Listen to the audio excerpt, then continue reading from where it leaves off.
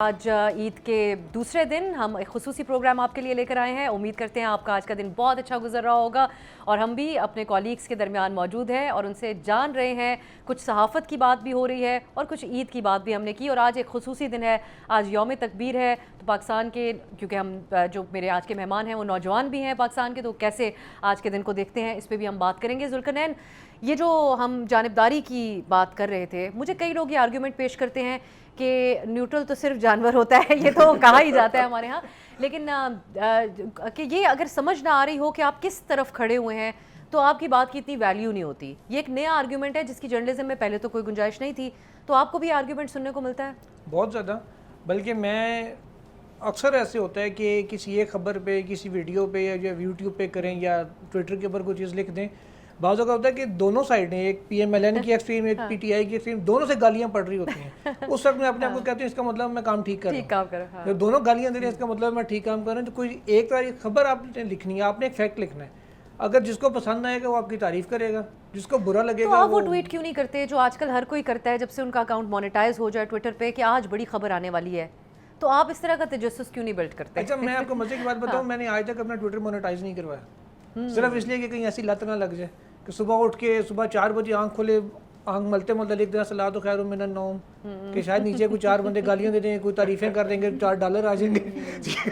یہاں سے شروع کرتے ہیں گڈ نائٹ تک سارے لوگ چلا رہے ہوتے ہیں. بالکل ایسا ہی ہے. تو میں نے اس لیے آج تک مونیٹائز ہی نہیں کروایا اپنا ٹویٹر کہ یار یہ اس قسم کی لت نہ لگ جائے. یوٹیوب مونیٹائز ہے, دن میں ایک آدھ ویڈیو ڈال دیتے ہیں جو کوئی خبر اس قابل لگے. یہ ویسے ایک شعر آیا کی مثال بن گئی ہے, کیونکہ کسی دن اگر کسی کریڈیبل جرنلسٹ کے پاس واقعی یہ اطلاع ہو کہ شام تک یا دن تک کوئی بہت بڑی خبر آنے والی ہے, اور وہ لکھے گا تو لوگ کہیں گے یہ تو اس کا مونیٹائز اکاؤنٹ ہے اور یہ بس ایسی بات کریں. یہ اس طرح یہ آفریدی صاحب جب بن رہے تھے چیف جسٹس, تو ہم پارلیمنٹ میں سارے دن ہم نے ڈیوٹی کی. دن تھا تو ہم آئے F6 میں بیٹھ گئے, تو ہر کوئی کہہ رہا تھا میں نے سب سے پہلے یہ کہا تھا, میں نے مہینے پہلے کہا تھا. تو ہم دوست بیٹا مل جائے, تو میں نے ٹویٹ کے اوپر لکھا, اپنے ٹویٹ کی کہ یہ چیف جسٹس یہی آفریدی کی خبر سب سے آخر میں نے دی. اس کو لوگوں نے پڑھا. بالکل. تو جتنے لوگ یہ کہہ رہے تھے نا کہ میں نے تب کہا تھا, میں نے تب کہا تھا, وہ سب غلط ہے. اس کی ریزن یہ ہے کہ یہی آفریدی صاحب کو لاسٹ مومنٹ پہ کہا گیا تھا آپ چیف جسٹس بن رہے ہیں. وہ خود انہوں نے ہمیں آن ریکارڈ یہ بات کی کہ میں تو نیا کوٹ بھی نہیں سلوا سکا, مجھے صرف چند منٹ ملے تھے, میں پھر اٹھ کے سیدھا مجھے بتا دیا گیا کہ یو آر چیف جسٹس نا.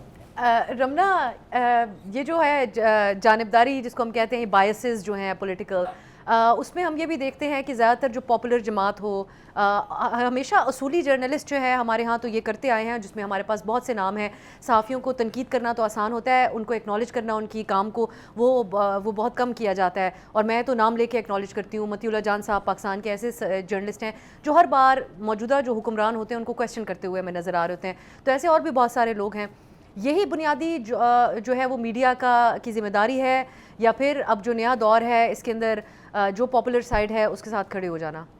نو آف کورس ناٹ. اگر there are lot of students جو بہت سے صحافی ایسے ہیں جن کا جرنلزم سے تعلق ہے, like they have studied it اور کچھ ویسے ہی فیلڈ میں آتے ہیں. But I think this is the very basic thing about journalism کہ آپ کو ایک انبائسڈ اور نیوٹریلٹی کے ساتھ فیکٹس کو پریزنٹ کرنے ہیں. اگر آپ کی رپورٹنگ میں یہ ظاہر ہو رہا ہے کہ آپ کس جماعت کی سائڈ لے رہے ہیں, سو دین آئی ایم سوری ٹو سے, بٹ پلیز آپ اپنے آپ کو صحافی مت بولیں, بیکاز یہ ان لوگوں کی کریڈیبلٹی کے ساتھ غلط ہو رہا ہے جو بالکل ایفرٹ کر کے فیلڈ میں جا رہے ہیں, مختلف سورسز سے بات کر رہے ہیں, انفارمیشن گیدر کر کے ایک انبائسڈ نیوٹرل رپورٹ. لیکن جو ویورز ہیں ہمارے دیکھنے والے, ایک ان کے مزاج کا بھی تو یہ مسئلہ ہو گیا ہے کہ اگر آپ ان کی پسندیدہ پارٹی کے حق میں کوئی بات جاری ہو آپ کی تو وہ کہیں گے یو آر ایکسیلنٹ رپورٹر, اور اگر ان کی مرضی کی وہ کہیں گے تم باعث ہو اور تم نالائق بھی ہو. اس میں پھر وہی جو ہم سوشل میڈیا کی بات کر رہے تھے, سوشل میڈیا کے جس طرح ہم نے پروز اینڈ کونز ہیں, تو اس کی شاید یہ نیگیٹو چیز یہ ہے کہ ایک پاپولسٹ کلٹ جو ہے اس کو بہت پش ملا ہے تھرو سوشل میڈیا. جتنے بھی ینگ لوگ ہیں, کیونکہ یوتھ کا بلج بہت زیادہ ہے پاکستان میں, اور وہ فون لے کر ہاتھوں میں پیدا ہوئے ہیں, رائٹ, دیٹس ہم یہ سنتے ہیں بات. تو اس کی وجہ سے جو لوگ سنسیشنل کانٹینٹ کو پش کرتے ہیں اور جن کی رپورٹنگ میں ریفلیکٹ ہوتا ہے, سو ایک یہ تھیری ہے کہ you know what you want to listen. اگر کوئی آپ کی وہ بات، جس طرح آرٹیفیشیل انٹیلیجنس ہے وہ آپ کو ہیلوسینیشنز دیتا ہے اور آپ کے جو بھی بلیفس ہیں وہ اس سے مزید ہوتے ہیں کہ you know they are confirming it. So اس کی وجہ سے ان لوگوں کی ویورشپ بڑھتی ہے اور پھر جو کریڈیبل لوگ ہیں ان کی بات پر اتنا اعتماد اس طریقے سے نہیں کیا جاتا because people are just like following the public. Abdullah پھر تو ہم صحافت کے معیار کو اسی سے جج کریں کہ جیسے دیکھنے والے ہیں اور جو ان کی ایکسپیکٹیشن ہے وہ پھر صحافی بھی اسی طریقے سے اب تبدیل ہو چکے ہیں اور معیارات بھی شاید تبدیل ہو جانے چاہیے. اب سے ایک بہت بڑا چیلنج ہے. یہ چیلنج ہے کہ اگر آپ دیکھیں نا کہ جو اس وقت کے حکمران جماعت کے ساتھ ہے ان کو نوازا جاتا ہے اور آپ دیکھتے ہیں کہ جو ان کے حق میں بولتے ہیں.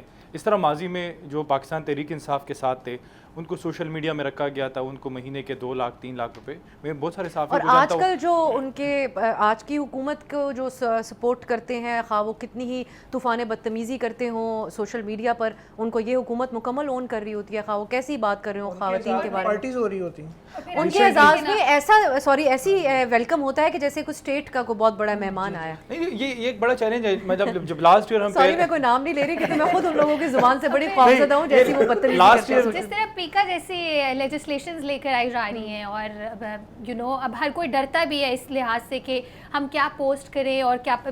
اس کی زد میں ہم نے دیکھا کہ کانٹینٹ کریٹرز تک آ رہے ہیں. سو جو اس طرح کی لیجسلیشنز گورنمنٹ لے کر آ رہی ہے اور ہر سال سے ہر گزرتے سال کے بعد جو ہے فریڈم آف ایکسپریشن پاکستان میں ختم ہو رہے ہیں تو لوگ بھی پھر ڈر جاتے ہیں. تو اس کی وجہ سے بھی بہت سے ٹرینڈز جو ہیں وہ خراب ہوئے ہیں. اب دیکھیں نا کہ لاسٹ ایئر جب ہم کشمیر کو کور کر رہے تھے, ہم 7-8 بہت ہمارے ساتھ 7-8 ایسے کولیگ تھے, رپورٹرز تھے جو بہت محنتی, یہ مارکہ حق کے دوران جو انڈیپینڈنٹلی گئے تھے کسی حکومت کے ساتھ نہیں, تو انہیں 11-12 دن ہم نے ایک ساتھ کام کیا کشمیر کے مختلف علاقوں میں. لیکن پھر ایوارڈ جو ہے وہ ان لوگوں کو دیے گئے جو حکومت انہوں نے حکومت کا بیانیہ بنایا. پہ اب میں آؤں گی, آپ نے اچھا ٹاپک مجھے بتا دیا. نواز شریف صاحب نے بیان المرصود جو ہے وہ ڈیزائن کیا تھا, لیکن یہ حقیقت بات ہے کہ اس کو پھر ایوارڈ نہیں دیا گیا, باقی منسٹرز کو دیا گیا جنہوں نے ڈیزائن کیا تھا.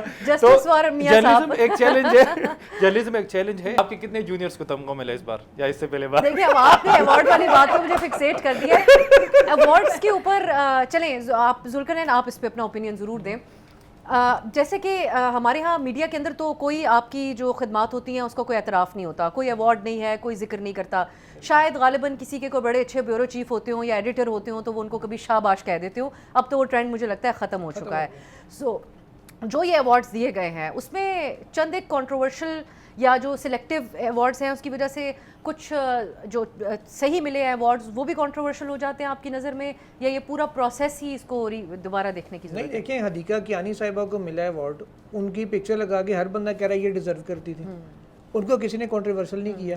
اب اگر کسی ایسے بندے کو ملے جس کو, ایسے جرنلسٹ کو ملے جس کو آپ بھی دیکھ کے کہیں گے یہ بھی جرنلسٹ ہے, یا میں نے اس کو کبھی دیکھا نہیں, یا کبھی اس نے ایسی تیر وزیر پیٹرولیم کو ایوارڈ میں ایسے وقت میں وزیر توانائی ہیں اویس لغاری صاحب, ایسے وقت میں ان کو تمغہ دیا گیا ہے جب پورا ملک اس وقت جو ہے وہ بجلی مہنگی کر کے ریونیو اکٹھا کرنا آسان کام ہے, آپ کر سکتی ہیں, تمغہ تو بنتا ہے نا. صحیح بات ہے. پشاور میں چیمبر آف کامرس کے وہ بندے کو ایوارڈ دیا صحافت کی کیٹیگری میں گورنر صاحب نے, اور جن افسران کو ایوارڈ دیا گیا اس کے ساتھ بھی ایک بڑی رمنا آپ بھی I think you bin covering جو ہمارے جن افسران کو یہ تمغہ دیا گیا جنہوں نے یہاں پر کچی آبادیوں کے حوالے سے آپریشن کیا, یہ ایک الگ ڈبیٹ ہے کس حد تک, کیونکہ وہ انلیگل بنی ہوئی جو تھی وہ گھر بنے ہوئے تھے وہاں پر اور کئی سالوں سے نوٹسز بھی دیے جاتے رہے اور تمام چیزیں, لیکن ایک سینسٹیو معاملہ تو ہے. اب اس کو اگر ہم بین الاقوامی طرز پہ دیکھیں, خواہ وہ انلیگل ہی کیوں نہیں, لیکن لوگ کئی دہائیوں اور سالوں سے وہاں پر رہ رہے تھے, تو اس معاملے کو سینسٹیولی ریاستیں ہینڈل کرتی ہیں بجائے اس کے کہ جن لوگوں کو اس انفارچونیٹ